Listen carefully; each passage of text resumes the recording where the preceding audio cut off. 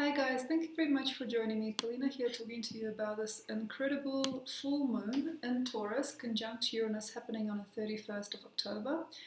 And perhaps some of you will be looking forward to Halloween. And yes, there are some significances to the festival, or I suppose to the celebration of Halloween, because it is kind of the time when we have a thinning of veils between worlds. And that is true. If you are very, very attuned and very, very aware, you might be able to pick up some things. But in terms of all that hullabaloo and the bric-a-brac and the kitsch sort of idea of what Halloween is, it's kind of wasteful. I mean, I talk a lot about Christmas, I talk a lot about the New Year's being kind of like a waste of time and a certain type of severing from the natural cycles. So, I mean, if you want to, you can celebrate. I mean, it depends what you're programming during this time, what you're asking for. If you're asking for, scary things, then you will probably get scary things. So, I mean, it depends. It's up to you. I don't believe that the world of spirit is all that scary. I don't believe it's all that gory. But for some people, that enjoy the story time and like to dress up and emit that energy, that is absolutely fine. Maybe there is something empowering there for you, and I know that Halloween is a kitsch sort of celebration, especially in the United States and other places around the world, when people just basically get the chance to speak out about how they feel unconsciously for what they wear and how they present. I mean, it's your choice how you do what you do. But because I don't have anything to do with these types of celebrations, I may not really have a lot to say on my behalf, except for the fact that I don't believe in it, I don't trust it, and I just don't think it's appropriate, and I don't believe it's very kind, I don't believe it's very wise.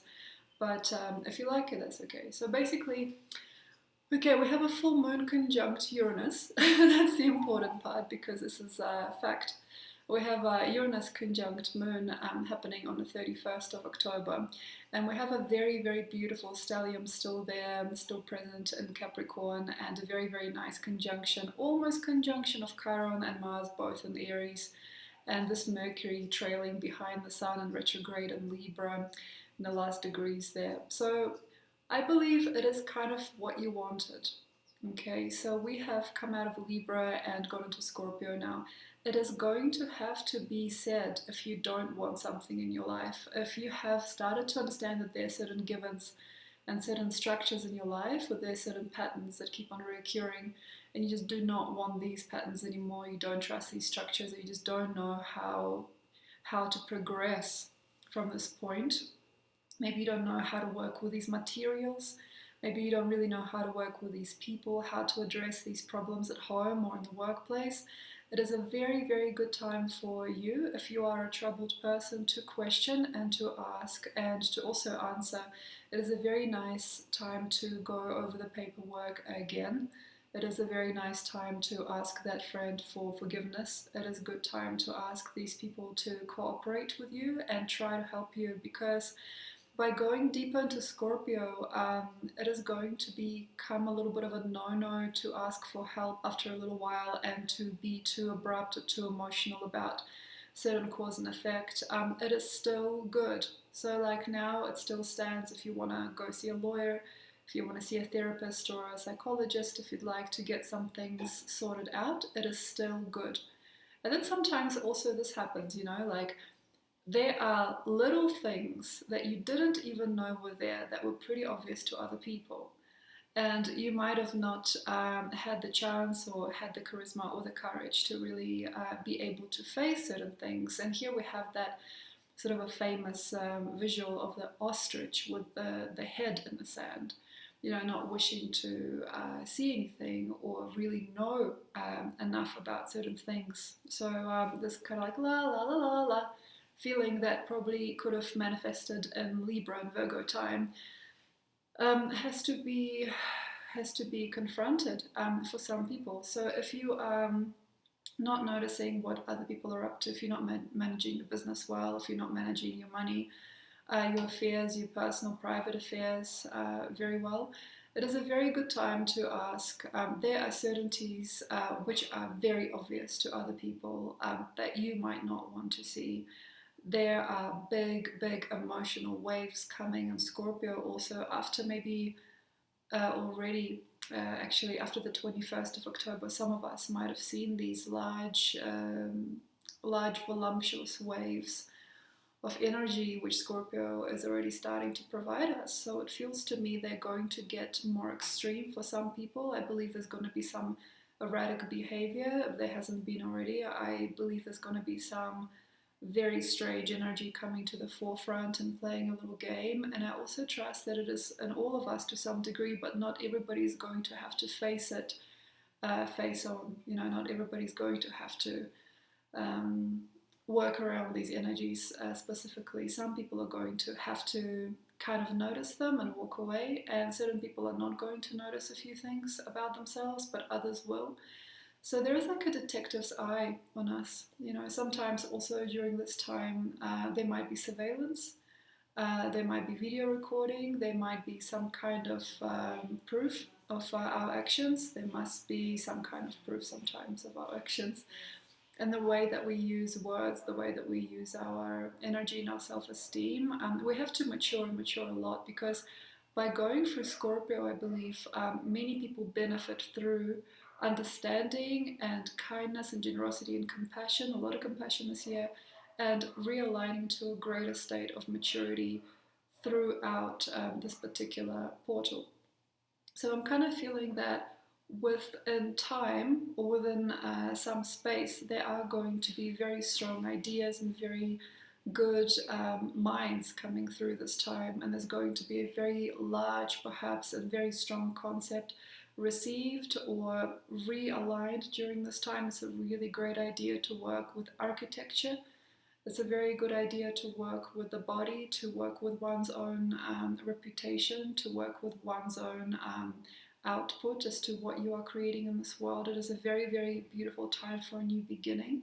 And I also trust that this particular Scorpio energy that we are going through at the moment is very good for trust. Like, what do you trust? Who are you entirely, or who are you eventually? What is the more robust state of yourself? Which are the more robust projects in your life? What are those strong, good-willed people in your life doing, and where are those lands or those material sequences that are going to be of trust in the end? So one of the things that I've noticed actually this year on the whole is that we've got quite a lot of things coming through, and they are sometimes not wanted to come through. Sometimes we don't really want certain things to come out of the ether. Sometimes we don't really want to believe in certain energies or affairs. We indeed don't really want to participate in certain ways with ourselves also, and within who we are. We kind of don't want to look. And that's what I believe Red is sort of trying to help us with, is to give us an idea of what is underneath and what are the workings behind the framework of what we have going on in our lives. And it would be very wise and very just at this point to receive gracefully and kindly whatever or whoever emits energy during this time.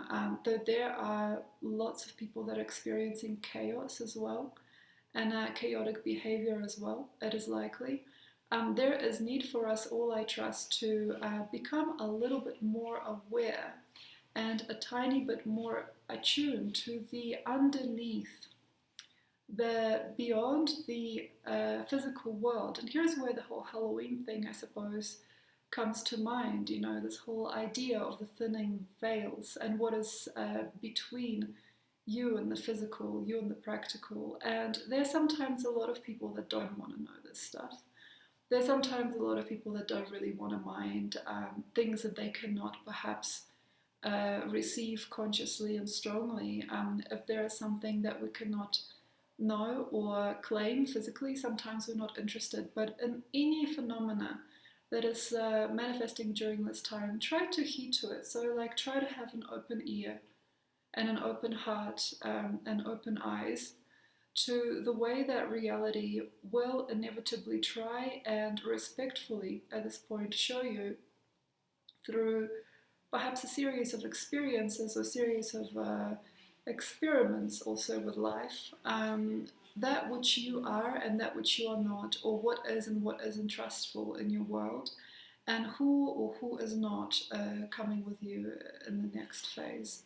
And I also believe that through our own soul's journeys, we can already kind of tell as to where are those stronger points in our lives, where the more robust and the more fixed energies, and which are those that elude us and evade us and inevitably start to compensate our health, to compromise our energy, to compromise our finances or states of well-being, our abundance. And we have to know that now. Also, I would like to probably help you here by directing your gaze towards the patterns, the patterns of your life. Which are the patterns that you have, and also which are the stories that reoccur over and over again. So we've just gone through Libra, and Libra helps us understand the karmic scales of reality, and also helps us realize what is the perfect still state, and what are those perfect states and people and situations and relationships that are actually growing and are actually providing us a level of success and satisfaction and abundance. With us all, there's going to be a little bit of flux at this point, as it's always a hard question to ask, usually sometimes during this particular season, especially in Scorpio, because you see, also Scorpio is like the eruption sometimes, or the severing, or the showing of what is underneath. It's like an unveiling. It's very mystical, and also we are in a right year, which is at the moment all about foraging, sometimes scavenging, finding things below the surface and helping things come out. And what basically now is good to direct your gaze upon the pattern. You see, like for example, always falling in love with a certain type of person who then cannot participate with you for longer than a given time, for example. Wanting to be part of a team that is not open to you again, for example, or making or spending money in a way that inevitably becomes confused and unrobust, or where money evades, and where also novelty comes first. We have to understand that red is about seduction, and I believe that Scorpio is going to take it to the limit for certain people. So this twisted energy, I believe, needs to come through. Like, where are we choosing seduction over what is wholesome and natural and normal for us? When are we, in the face of seduction, choosing that over even the people in our lives, or our loved ones, our cared for projects? Why do we sometimes choose what is complicated and what is unrobust and perhaps also toxic for us, over that which is just normal and neutral and will probably just forever be? And I think sometimes that is very, very normal to see, like in humans, especially if we lack maturity. And I would like to also come back to the point that Scorpio is trying to help us face ourselves enough to be able to become more mature no matter what age we are.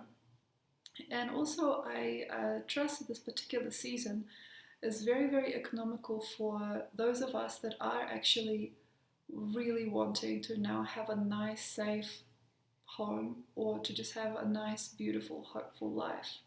And I'd also like to say that we have here Taurus moon, trying to usher us into the heart of what we've got. So I believe this is the type of energy which is really, really maturing for us, and it's very, very grand, very wise, but in the same sense it's also very young, like the scream of a child sometimes, or the intention of a parent. There are certain things that I believe are very economical and homely within this configuration, although there's a very twisted sort of Mercury in the sky.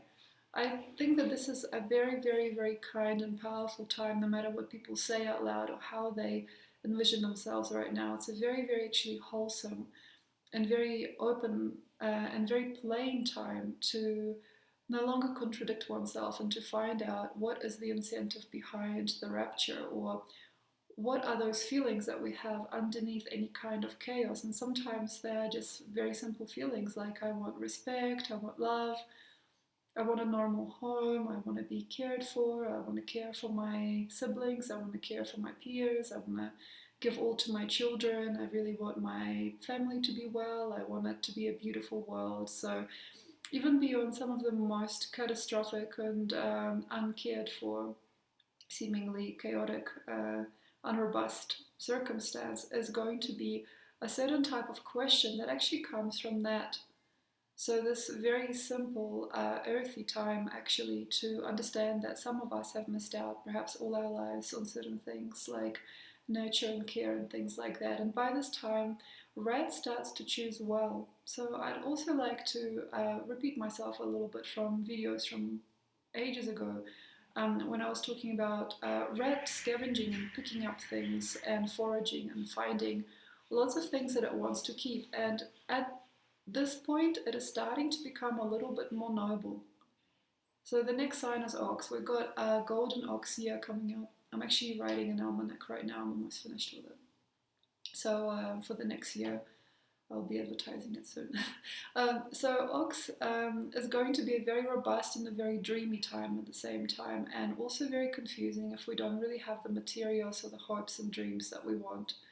And at the moment, I feel that red is starting to sense what it's missing. And I believe that people are starting to feel like with their gut what is real. So that frivolous pursuit of just anything, that idea of money or power or fashion or love or care or fun, is starting to become simplified, I believe, for many people. And it's going to come to a very nice realization, perhaps if you're not ready now, perhaps in a little while, that those big high-fetched, like far-flying, hardcore ideas are actually part of that innocence that always just wants to feel loved and wants to feel safe and wants to feel sustained and cared for and good enough, you know, in the home, and also within any kind of circle of people. So I believe that at this point, these kind of truths are starting to shine. So these maturities are already kind of in the ether.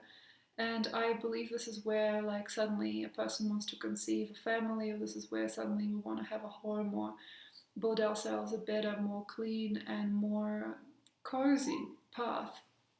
So that's something I believe is very good to see in yourself and other people, so that underneath, you know, that interesting, maybe sort of a silver lining or this incentive underneath any kind of strange behavior is just a desire, you know, sometimes for wisdom, sometimes for peer support, sometimes for fresh new things, sometimes for just care. And also the ego starts to really, really overdevelop for some people.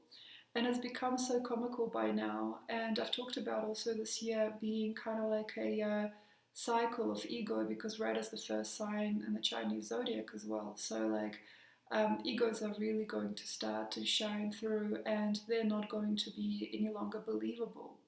So already by October, I trust many people did not really, by beginning of October, people did not really believe anymore of other people's spin-offs of who they thought they were. You know, people were really spinning off for some time, and it's starting to become very obvious, I think, to a lot of us as to what that is and where it lies. And sometimes people don't even have any time or energy to spend on it. They just understand it as a kind of a dis-ease.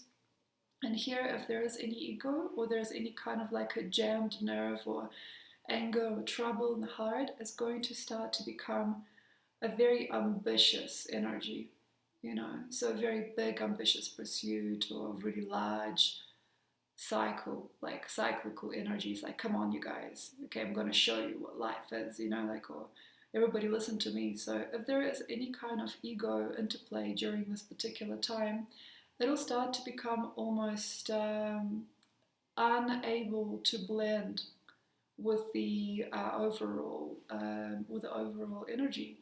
So this is where, you know, before we couldn't really tell a liar from a truther, or we couldn't really understand what a narcissist was, or what this was, or what that was, what a lie was. And I think actually at this point it's going to start to become quite, I suppose, also therapeutic for us to see ourselves and our peers and friends and things like that, friends and family, go through these very large egoic certainties, or these very large ego cores, which I trust are going to start to become so obvious it is even hard to be mad at them anymore. So that pull and push, is going to start to destroy itself. Through applying too much pressure, through applying too much ego, too much energy, too much envy, too much feeling, too much sadness, too much madness. All of this is going to start to not work anymore. It's like the soup is oversalted, you know what I mean? And our taste buds are very, very attuned now to what that is, So what is overbearing, what is no longer naive to us, we can kind of tell that there is something underneath it. So if you also have a problem, okay, like for example, problem in the heart, problem in the mind, or in the body, these are going to become detectable by other people. So other people are going to start to detect it if you have any kind of ailment of the heart or the mind. And also, of course, I believe that our elders and our children are not going to be as under the surface as they were before. So we are starting to create a more organic community. And we've got to now realize and understand the different concepts woven between generations of people. And I also believe that a lot of our problems and wisdoms and ideas and truths are generational. And we have to believe it a little more. So within ourselves and how we feel about ourselves through space and time as a child and an adult and an elder, and the young one, the old one, the decrepit one, the one on their deathbed, this is going to start to become a little bit more unconfusing. So I think that a lot of people have been tied down to their families, and also a lot of people have been very conflicted and confused about what a family is or who their family is. I think it is going to start to become a little bit more real now, and there's going to be a greater merging and a greater unremorseful circumstance for all of us to really understand and realign to that within ourselves and within our community and our personal loved ones, family, of course.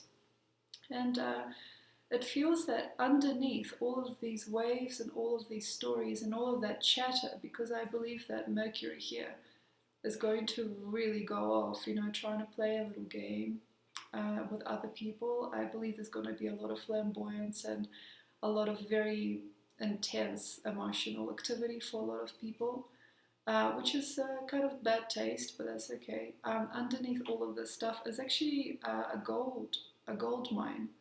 So this golden ox energy is already starting to glisten.